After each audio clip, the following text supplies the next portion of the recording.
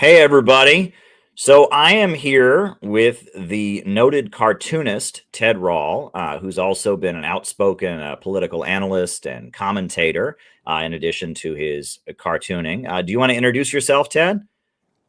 Sure. Yeah, I'm a syndicated editorial cartoonist, a columnist. I've done just over 20 books over the years. I've been doing this basically since the late 80s. And yeah, I'm 60, almost 62 years old. And I've this has been I've lived a pretty political life, but I've done other things. Grew up in Ohio, went to school in New Oh, York, I've been a banker, driven a taxi, um, financial analyst, editor, all sorts of stuff, illustrator. So basically, I've seen media from the inside and the outside in a lot of different ways, and also I think I have a pretty good sense of the way I've seen a lot of the American economy from every side. Rich and well, I've never been rich, but I've been well off and I've been poor, so I know it all. well, I guess you're from Ohio. I'm from Ohio as well. Tell me what part of Ohio you're from. I'm from Kettering, which is a suburb of Dayton. It's in Okay. southwestern Ohio. Yeah. All right. Down there by the border with Kentucky, right? Yeah, not far at all. I had several neighbors who were native Kentuckians. My next door neighbor, who taught me how to ride a bike, basically used to call eggs hen fruit. So there was a hillbilly vibe going on for sure. Right, and Cincinnati is down there as well, Right. and then Yellow Springs, right, where the what is it, the very liberal college, Antioch. Antioch. Yeah. Yeah, Mhm. Yellow Where, Springs where is the kind of. famous Antioch rules are from. Oh, what's Like the Antioch rules? I the don't. I'm Antioch not. rules are like proto. It's Me Too before Me Too. So Oh, it was like I did, in fact, back in the 90s I did cartoons making fun of it, but it was like, hello, I would now like to touch your left elbow. May I now proceed to touch your left elbow in a counterclockwise direction at a medium penalty? Yes, you may now touch my left elbow in a counterclockwise direction. No, not that direction. Your other counterclockwise. So yeah. wow. No, I didn't know about that. yeah. What's the context? Why did Antioch have such rules?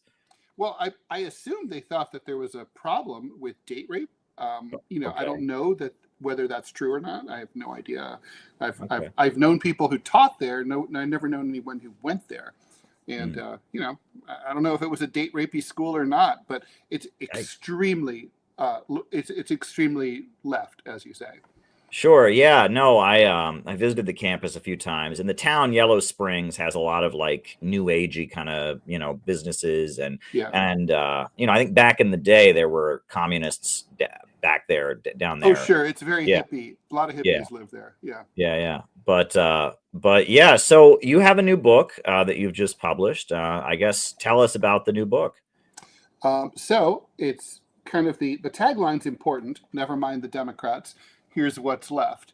And so basically, what the book, I'll just tell you what the book is instead of how I came up with this idea. Or I can come up with that. I can tell you that too. But basically, the book is a list of demands that assume not a revolution, that because I don't think we can have a revolution without a revolutionary organization, and we don't have that. We don't have an appropriate party or other grassroots movement that can organize the masses in a sort of traditional Marxist way to build toward revolution. Now, obviously, that could change. That can and maybe hopefully will change.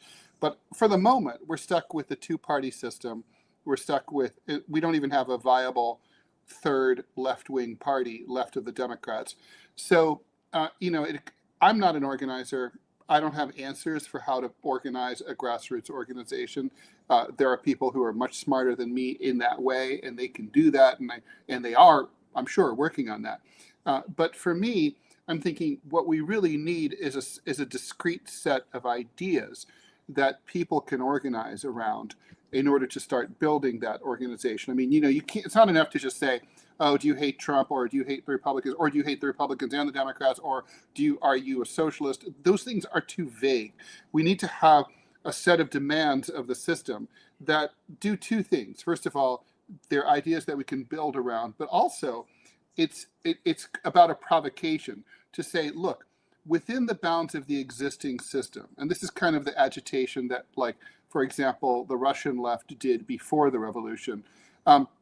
You make demands that the system could grant, given the resources that they have available to them, but they're choosing not to. So, example, socialized healthcare, or socialized higher education, or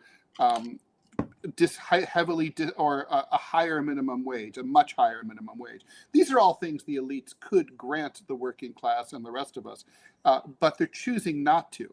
They could do it. They would not lose their position in society. They would not lose many of their privileges. They would still pretty much be well off. They're just choosing to be greedy and not share. And so basically I set up with an assumption of no revolution. The current system, the current tax base that is collected by the federal government, because state and local governance and financing is pretty opaque and complicated, and I didn't get into that. I left that aside, and I just looked at the federal budget and said, what if we took the federal budget and the current tax structure and we basically reallocated the spending and a more progressive taxation regime. And we said, okay, we're going to take that money, that $3.8 trillion a year that the federal government takes in every year, and we're going to reallocate it to things that the left would like. So, I start with the defense budget, of course, to gut that.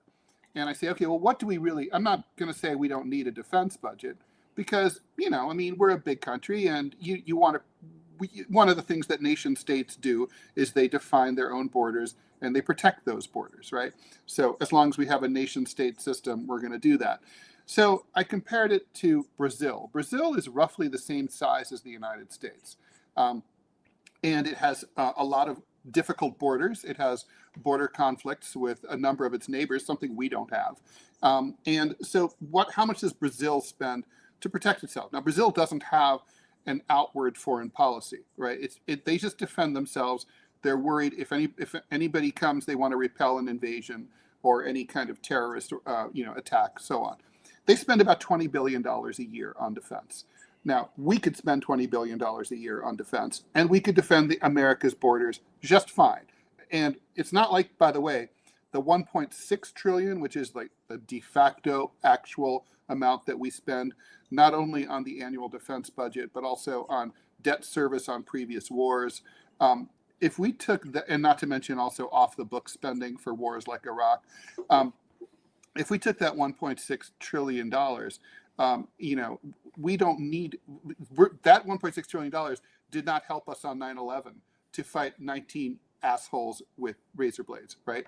So with box cutters. So so clearly we do need. So we take that money, we can basically reduce defense spending by 95%. That's the biggest piece.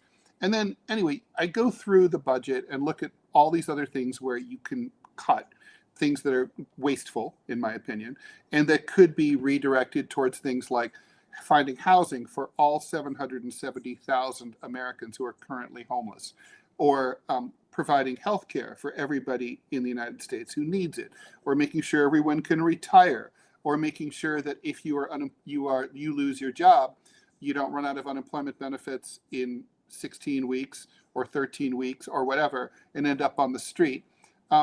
Basically increasing the minimum wage to I argue for a $60 minimum wage, and I can make the case for it. But the point is, it's a radical set of solutions. These are pie in the sky, admittedly. They would not work within the existing two-party system. Nobody would get behind it.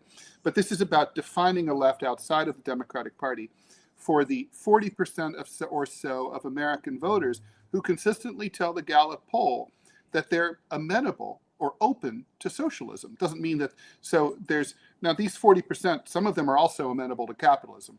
But the point is, after two Red Scares, propaganda in the schools, propaganda in the political system and in the media that tells everyone that communism and socialism are evil, here, the fact that you still have about 40% of Americans say, socialism's pretty cool, it provides hope.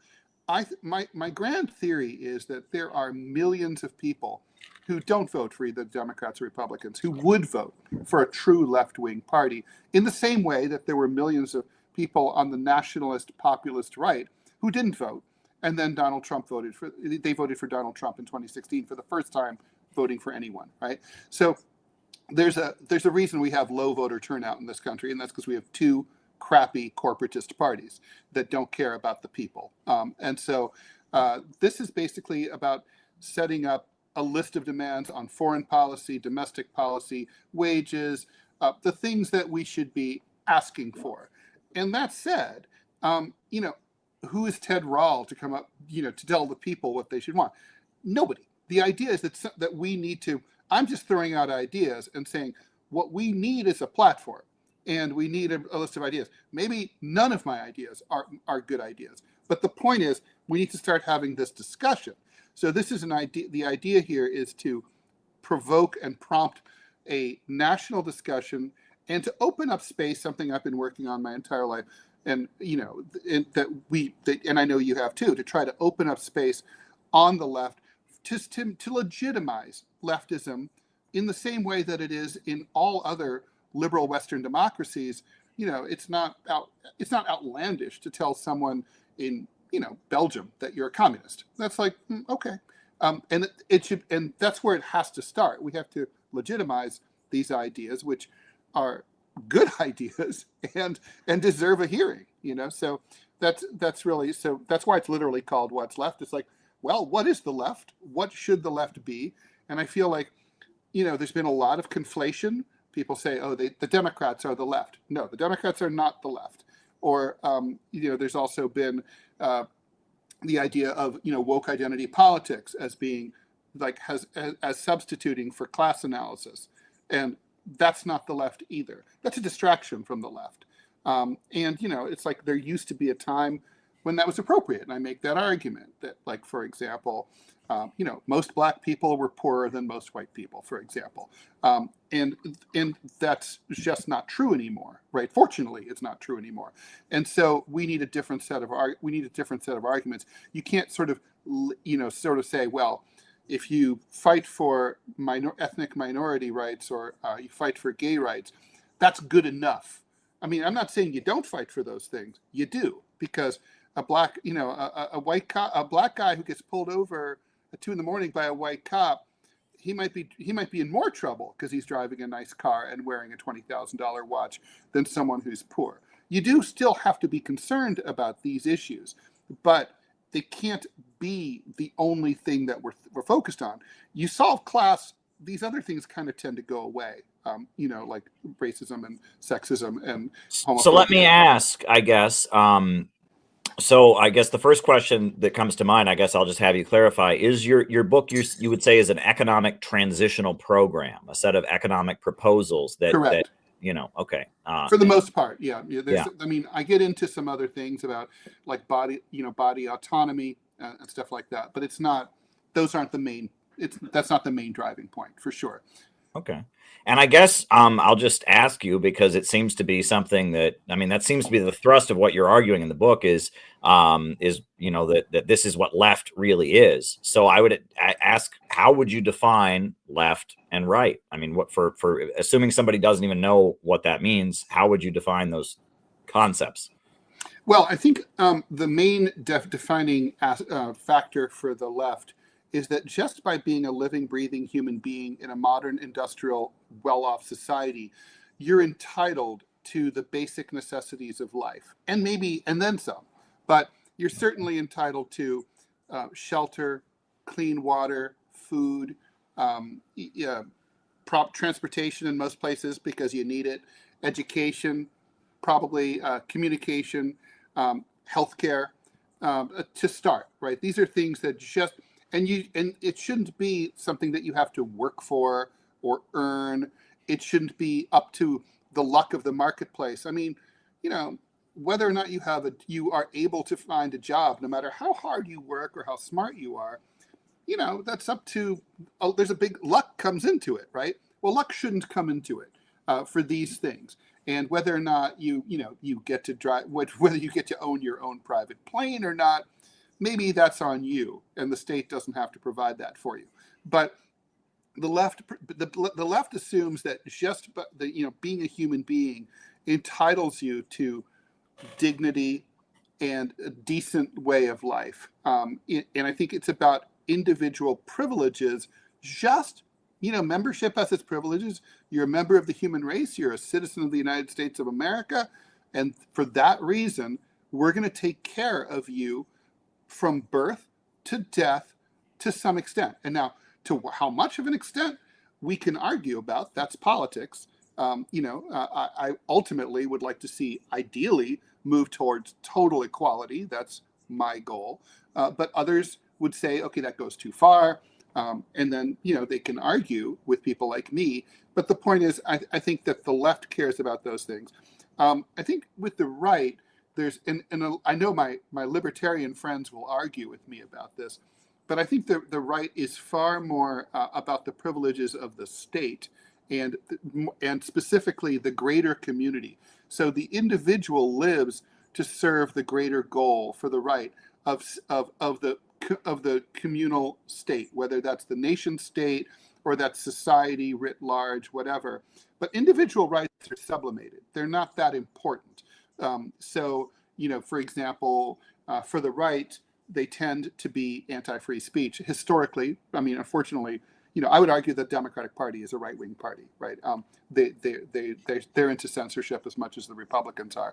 But the true left versus the true right, communism is the ultimate left-wing movement. Fascism is the ultimate right-wing movement. And fascism is all about the subordination of the rights of the individual to the greater needs of the state for glory, economic power, military power, national unity, what have you. So, it's to me, the left is about individual rights, and the right is against individual rights, or is willing to throw individual rights under the bus. No.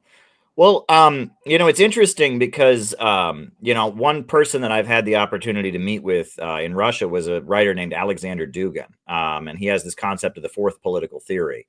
And he argues that in the West, we believe in individual rights. That's kind of the defining thing that we believe in. And that the right emphasizes economic individualism, and the left emphasizes social liberalism, but that's kind of the ideology of the West is liberalism, which is this emphasis on the individual.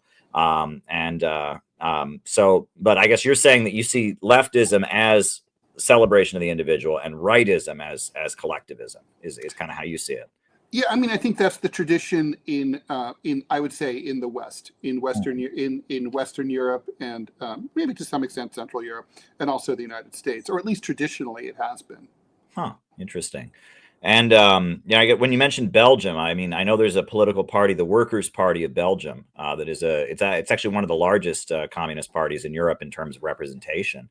I think their founder was a guy named Ludo Martens or something like that, and that was and that they took some pretty strong stances and they're and it is interesting because, the classic Marxist-Leninist way of doing things, it doesn't seem to really be on the rise in the world at this time, but there is a rise of anti-imperialism. Yesterday there was this International Day of Action for Ibrahim Traore, this leader in Burkina Faso, who I guess he was a leader of the Marxist Student Association at his university. And then he's also a Muslim, though. He's religious, and he's now in power in Burkina Faso, and he's guaranteeing, he says that, he's giving all college students a stipend for when they go to college. They don't have to have another job. He's overseeing an agricultural boom and working with Russia to bring in all kinds of things. Would you see Ibrahim Traore as a left-wing leader? You always have to be careful with the history of, really existing socialist regimes of the 20th century. It's like, so the Communist Party of Russia they never claimed they had achieved communism. The only lunatic who ever claimed that was Pol Pot in Kampuchea, right? But they got rid of money. But they were socialistic, but a lot of these Castro's Cuba. They were authoritarian regimes China under Mao, with obviously with socialist characteristics. And so where Burkina Faso goes right now, nobody knows. I would be very wary of the strongman theory, because I'm sorry, Okay. seasonal allergies. No, same. New York City, it's bad, New man. York City's crazy. It was like snow this morning outside my window, the pollen going by.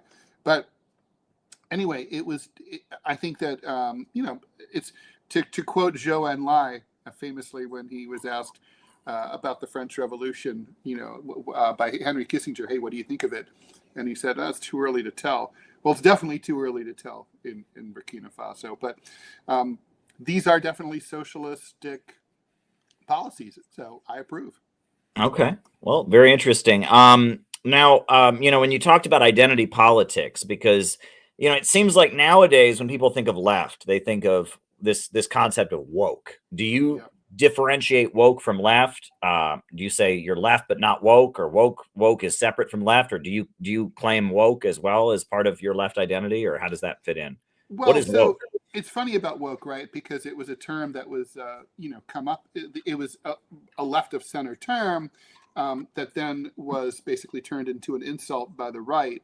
And so, what does it basically mean? I think, unfortunately, it's a hodgepodge of good ideas and bad ideas. And so, the good ideas are, obviously we have to fight for social justice, the rights of, all sorts of historically disadvantaged groups of people, like transgender people, etc. But there's also a lot of stupid, distracting ideas. Like, for example, I don't really think it adds a lot of value for me to wear a name tag that tells people what my pronouns are, because I think most people know I'm a dude. And it's like it's just stupid and performative, and a lot of people. So to me, woke is like sort of at its worst, that kind of performative, idiotic stuff. Mm. Look at us. We have a bathroom everyone can use. Yay for us. Meanwhile, we've got homeless people sleeping outside in the street and that can't get in to use this bathroom, and then we or have them arrested for peeing on the sidewalk. So that to me is like what woke has come to mean. But I don't want to throw out the baby with the bathwater. I definitely think that racism is real, sexism is real, misogyny is real, transphobia is real, homophobia is real. All of these things are, if you're trying to fight for emancipation of human beings and for the right of everyone to live their best possible life, to quote Oprah, of all people, then you need to then you have to be in favor of these struggles. But and so they are part of the left, but they tend to have been co-opted by the sort of faux left, or the soft, squishy left, squishy liberals. But meanwhile, who's standing up for class analysis and fighting to try to build a dictatorship of the proletariat? Nobody's doing that. Not in our society. Mhm. Well, I guess it's interesting because one thing I've done a lot of research on is how during the late 50s, especially, the CIA began funding leftism to oppose communism. Right? Mm-hmm. The so-called anti-Stalinist left became Mm-hmm. a CIA project with the Congress for Cultural Freedom and such. And that specifically one of the things that they really emphasized, if you read, the people that were being funded by the CIA, Susan Sontag, Hannah Arendt, these folks, is they really tried to move away from economics, right? Their focus That's was right. on this kind of vague anti-authoritarianism. Does that factor into what you're trying to do with this book? Or 100%. That was one of the CIA's more, unlike Castro's exploding cigars, one of their more successful projects. I mean, we're still living with it now. To the point where a real class analysis Marxist left is no more. We have some shadow parties that like the RCP, that are basically just a joke, and they're not real. And so, yeah, I mean, you look at, say, Democracy Now! Or something like that, or Jacobin Magazine. This is where those kind of people live, right? I mean, they would probably take issue and say, oh, they care about economic issues, and they do, but like not toward the point of wanting to build toward revolution, which is going to be the only thing that is going to separate the the ruling elites from their power and their money and their privileges. Hmm. I mean, that's certainly interesting. And then the other thing that I find to be interesting is, I wrote a book about how Kamala Harris's father, Donald Harris, was a Marxist economist, and he denounced her presidential campaign when she ran for president the first time. And ended up being Joe Biden's running mate. He denounced her campaign and distanced himself from her. And then it was also brought to my attention she wasn't the only major Democratic Party candidate with a communist parent. I guess. Pete Buttigieg's father is the head of the International Gramsci Society, or was. I guess he's deceased now. But I guess he was paid by the CIA to translate Antonio Gramsci's prison notebooks and popularize them among academia as part of these programs as well. And that it seems like there was a huge amount of infiltration of leftism during the Cold War. That was a lot of how the US government was able to defeat the Soviet Union, because the Soviet Union had this whole network of communist parties around the world that supported them. And by the 70s and 80s, that was not true anymore. A lot of these parties cut ties with the Soviet Union, et cetera. And it seems like government infiltration of leftism and kind of redefining what it means to be a leftist it was a big part of that. I'm curious, people talk about the old left versus the new left. Do you use that terminology in your book? Yeah, I mean, I call it the traditional left. So, look, you mentioned Marxist economists. I would argue that all economists are Marxist, including pro-capitalist ones. I mean, everyone buys into, even the Chicago School, they all buy into Marx's basic analysis, right? Marx is to modern economics in the West what Freud is to psychology. He basically invented it, and where most people, with nitpicking aside, accept. So the only question is sort of like, what are the implications? Even if you read Adam Smith now, it's like a lot of it reads pretty lefty. So I don't know. It's going to be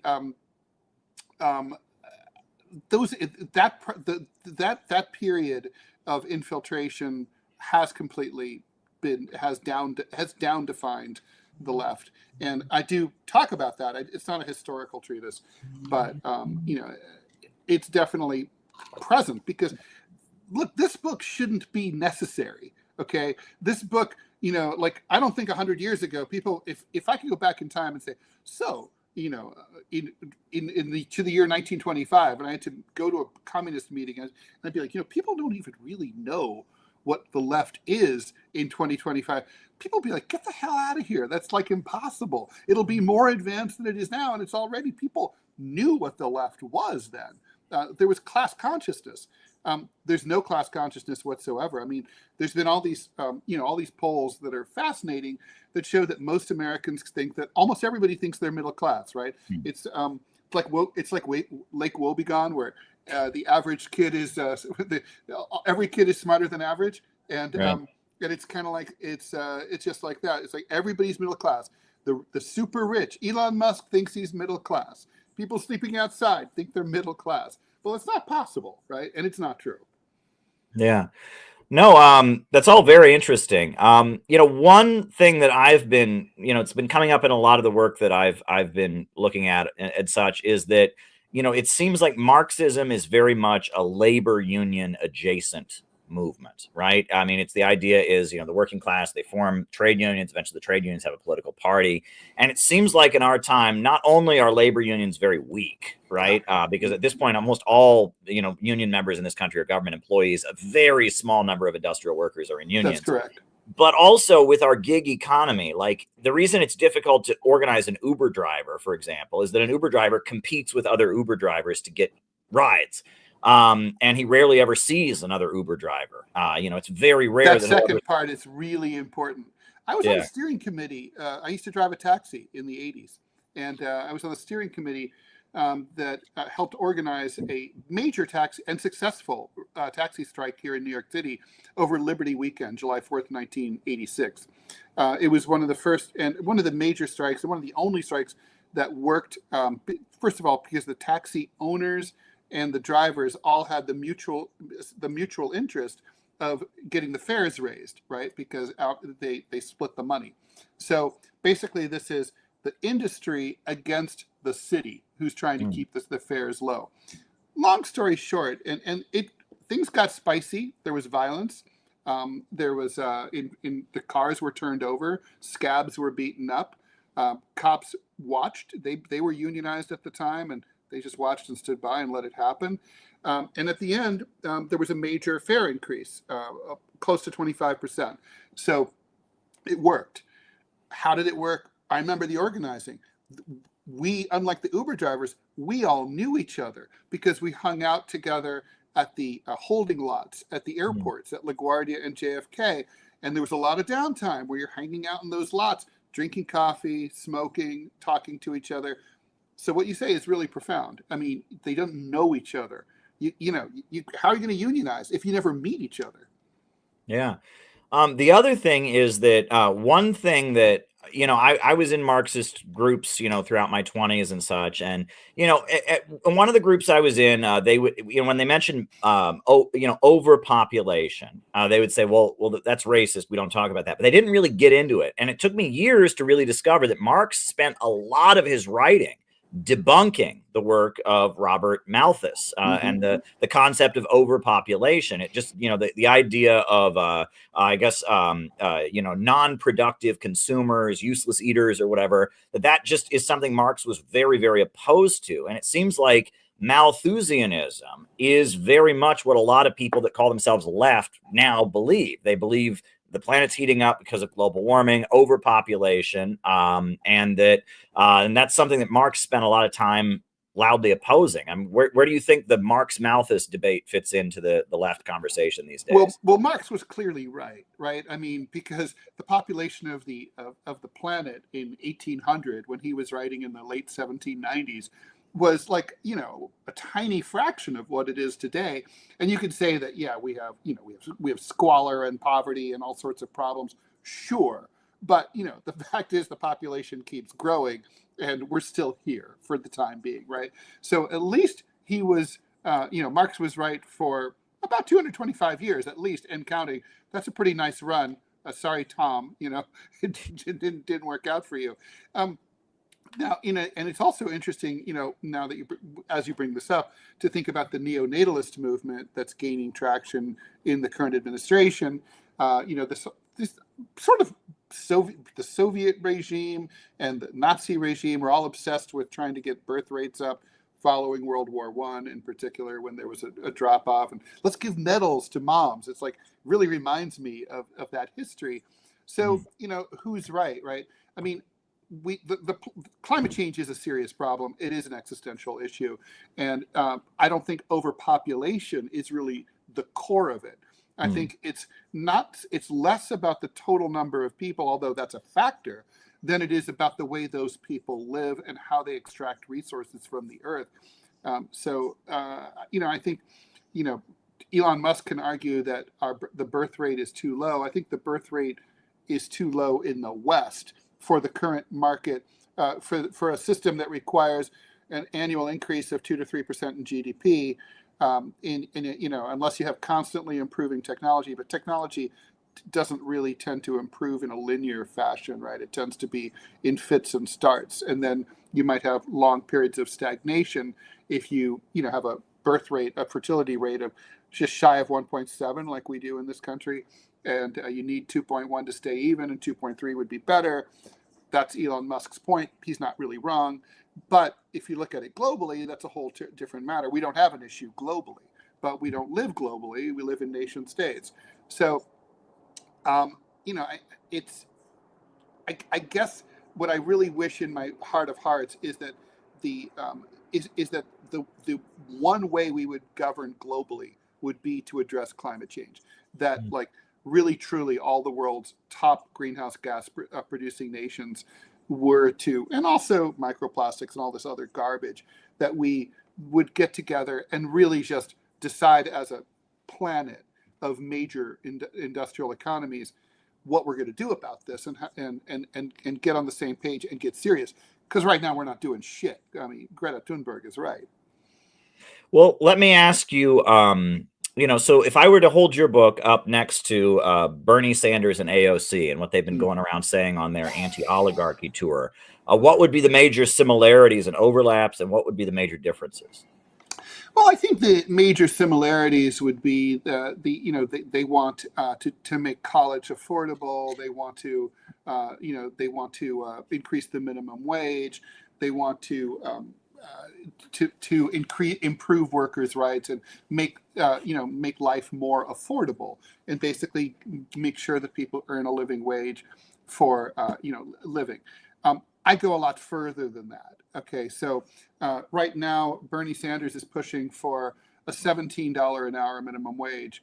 Ooh, so if the minimum wage had increased along with the official inflation rate, which is way below the real inflation rate, since 1970, it would currently be $30 an hour.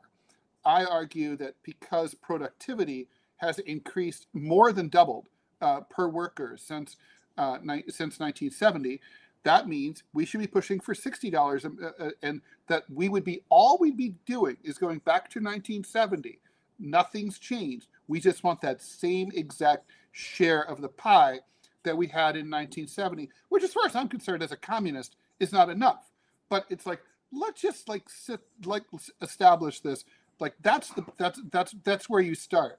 Now, if you're Bernie Sanders and AOC and you're starting at $17 an hour, and let's say Democrats sweep the midterm elections next year, and Democrats find themselves in a position to, I don't know, and then somehow Donald Trump has a brain aneurysm and decides he's going to sign whatever comes out of a Democratic House and Senate.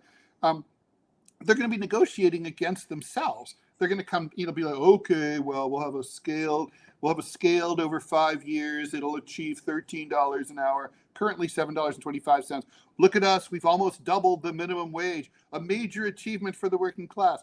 So look, I'm not saying that mine's better because it's bigger, although it is bigger is better, but it's ambitious. And when I say that it's a radical solution to radical problems, look, you have a radical problem in the current system in terms of the constant gaping opening chasm between rich and poor and between working class and the wealthy.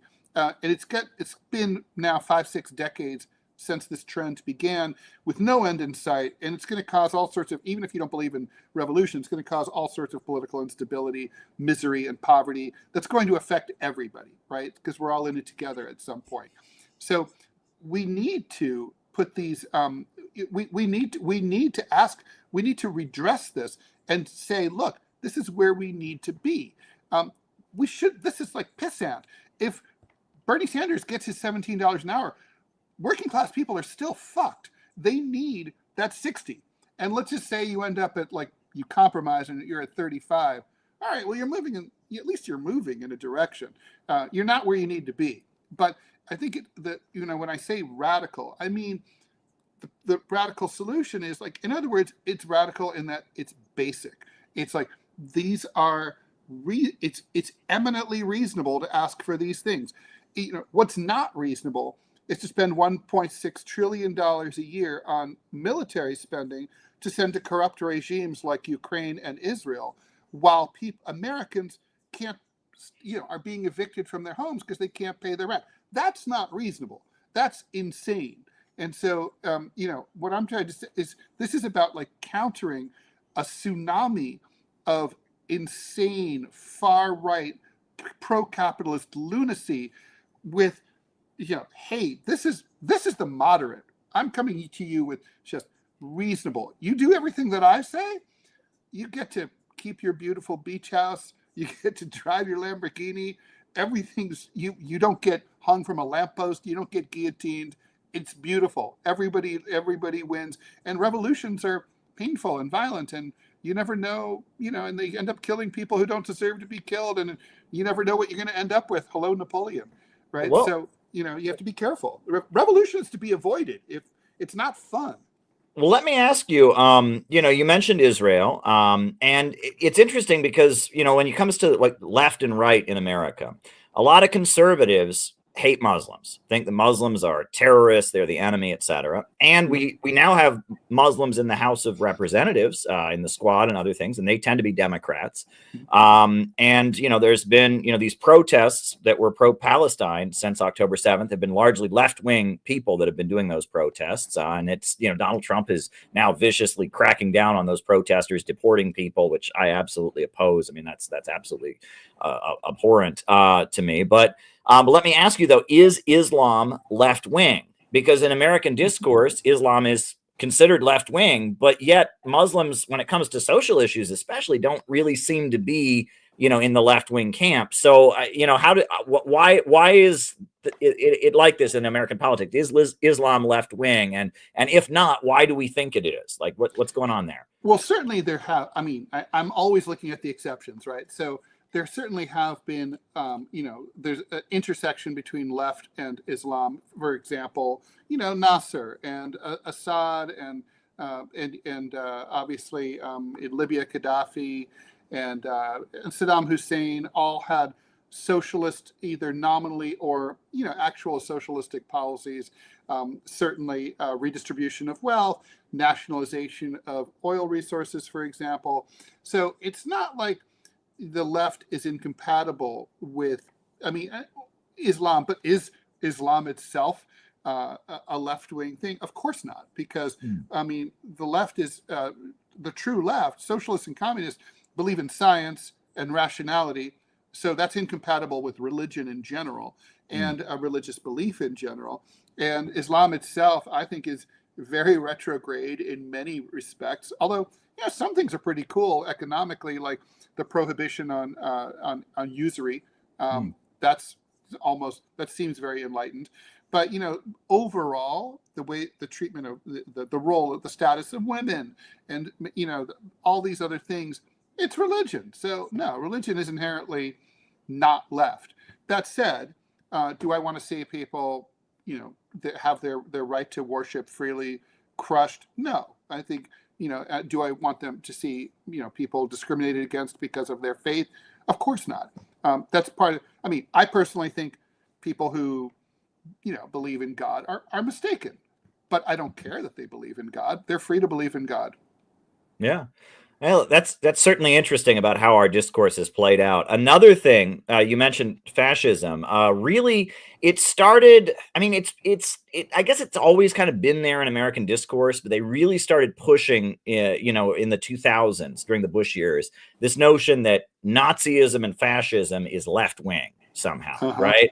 Yeah. Where does this come from? Because the Nazis called themselves a party of the right. They considered themselves to be a right wing party. So where does this come from, and how do we, diffuse this notion that fascism is left wing somehow? Well, it comes out of historical ignorance. I don't think anybody who really remembers the 1930s or 40s, our parents and grandparents would really make that mistake, or certainly not our grandparents. It's very, very clever. At some point, I would say this. I started noticing this in the 80s and 90s. On the right, people were saying, "Well, there's a reason it's called National Socialist Party." And it was called the National Socialist Party. And look, history's complicated, and it is true that Mussolini started out as a socialist, and then migrated over to basically helping to invent fascism, and that and Hitler and the Nazis were deeply inspired by Mussolini's and by Italian fascism, and so I think, but the bumper sticker version of why it's called the National Socialist Party is that socialism was really popular in Germany. The socialist and the SPD and the KPD were the major communist and socialist parties. And so this was just a cynical ploy on the part of the Nazis to say, we're fighting for workers too, like, hey, socialists, come over to us, and look, we have it in the name. But, once they got into power, it was very clear that there was nothing socialistic about the National Socialist Party. And the problem is, in American politics, and probably in all politics, they say once you're fighting defense, you're losing. So if we argue that, like if we start, there's no winning here. Hmm. It's a really clever thing, because if we say, well, you're wrong, and here's the historical reason, everybody's eyes glaze over, and there's just like, I don't want to read The Rise and Fall of the Third Reich right now. I think I'm, bye. And so we lose. But if we don't address it, then, it's a meme that catches on. But obviously, fascism is a far right political movement. As my old professor at Columbia University, who's arguably one of the nation's preeminent experts on fascism, Robert O. Paxton, he wrote The Anatomy of Fascism.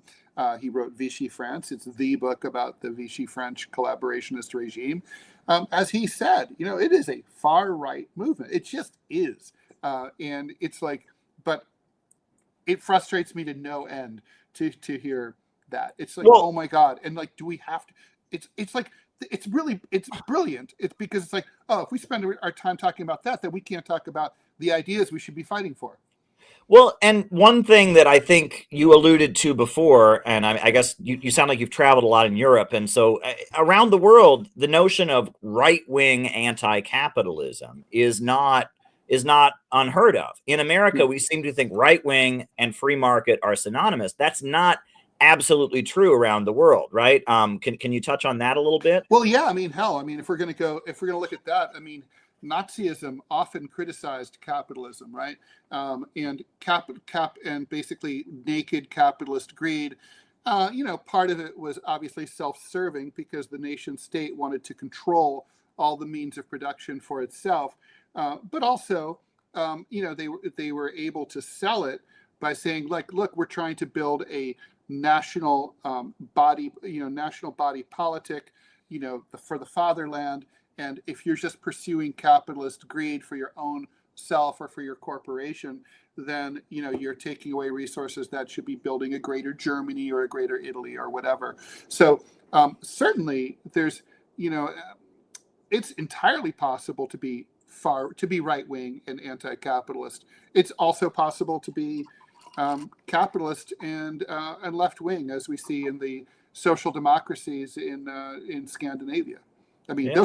those they have vibrant Yeah, capitalist and that economies. the American right is kind of unique. I mean, you have the John Birch Society, right? You have like kind of like the Montana Freeman and stuff, and that our right wing is very much like a pioneer individualist right wing, right? That's right. Much different than the European far right. I mean, is that because of our American culture, and does that make our politics just inherently different than Western Europe? I think so. I mean, I was talking to a friend about this recently, about sort of these former British colonies, of which we are one, and you sort of see similar phenomenon, analogous phenomenon in Australia, for example, and New Zealand, where basically it does come down to that. We have the colonial mentality. We are former colonists, and that's the national culture that's been pushed here, as opposed to a country like France that's basically 1,500 years old. So we're relatively new, and things here have evolved in some kind of, in the same way that Australia has some strange animals that evolved in this ecosystem. Our politics have evolved in some strange ways, right? I mean, who else has, for example, local control of public education? Like Hmm. nobody. But it's basically because when the founding fathers wrote our Constitution, they didn't make public education a right. Education wasn't really a thing, and emerged organically and locally during the early 1800s. And so, we ended up with this hodgepodge patchwork system.